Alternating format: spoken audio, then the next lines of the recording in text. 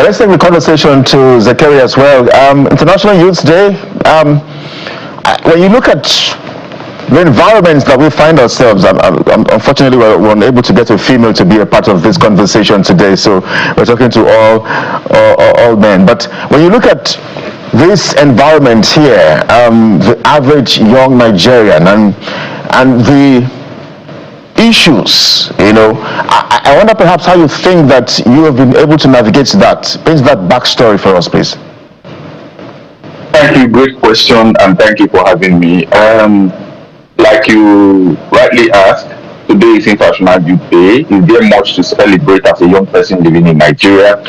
I hate to be the purveyor of bad news, but I don't think there's very much to celebrate. Although, like my brother had rightly noted, the potentials are almost endless. The young person living in Nigeria is confronted by a myriad of problems, from the highest prevalence of drugs anywhere in the world, one of the countries with the highest prevalence of drugs, to the hopelessness that has been instituted by those in the political class, to the general air of crime and insecurity that the young people.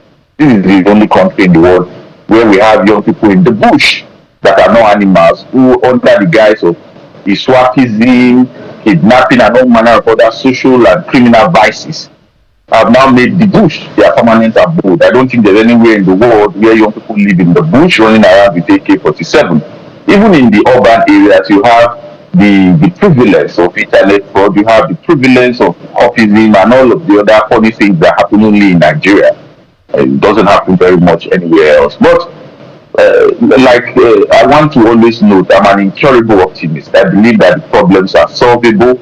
I believe that the average Nigerian, the young Nigerian, if he takes sufficient interest in those who govern him, and he puts himself out to lead the country, to lead in any sector or sphere, take more than a passive interest in what happens in his country, a lot can change in a very, very short period of time. And that's my call today on International Youth Day, that the young Nigerian must take more interest in those who lead, more interest in the process, the leadership recruitment process, and more leadership generally in the kind and quality of leaders we have, from the president down to the local government councillor.